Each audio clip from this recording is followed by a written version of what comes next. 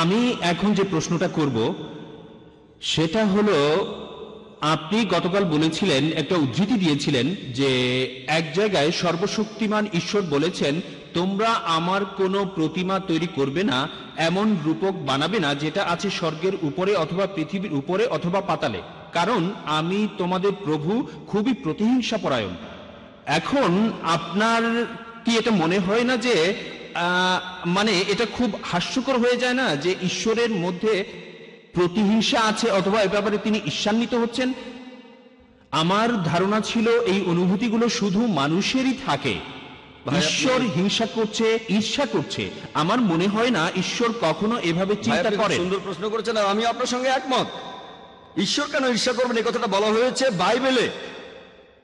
আমি এই কথা বলছি না যে বাইবেল আসমানি কিতাব, আমি এই কথাও মানি না যে পবিত্র বাইবেল ঈশ্বরের বাণী। তারপরেও আমরা এটাও বিশ্বাস করি যে আমরা ঈশ্বরের সাথে কাউকে শরীক করব না। এটা ঠিক, এই অংশটা না হলে ঈশ্বর রেগে যাবেন। ভাই, যদি প্রশ্ন করে থাকেন প্লিজ আপনি আমাকে উত্তর দেওয়ার সুযোগ দেন। যদি এটা বিতর্ক হতো আমিও বিতর্ক করতে পারি, কোনো সমস্যা নেই। না ঠিক আছে, তবে এখন প্রশ্নোত্তর পর্ব চলছে।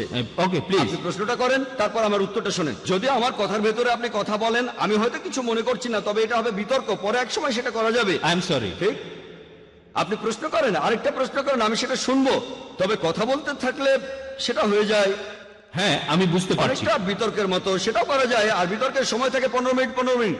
আপনি খুব সুন্দর প্রশ্ন করেছেন যে আমি একটা অনুচ্ছেদে বলেছিলাম যেখানে বলা আছে তোমরা আমার কোনো প্রতিকৃতি তৈরি করবে না যেটা আছে উপরের স্বর্গে, পৃথিবীতে অথবা পৃথিবীর নিচে। তোমরা এমন কাউকে উপাসনা করবে না, কারণ আমি তোমাদের প্রভু ঈশ্বর এবং খুবই ঈর্ষাপরায়ণ। এই কথাটা রয়েছে বুক অফ এক্সোডাসে, অর্থাৎ ওল্ড টেস্টামেন্টে 20 নম্বর অধ্যায়ের 3 থেকে 5 অনুচ্ছেদে। এছাড়া বুক অফ ডিউটেরোনমি 5 নম্বর অধ্যায়ের 7 ও 9 অনুচ্ছেদে আছে। আর এটা হচ্ছে বাইবেলের উদ্ধৃতি। আমি এ কথা বলি না যে বাইবেলের পুরোটা ঈশ্বরের বাণী।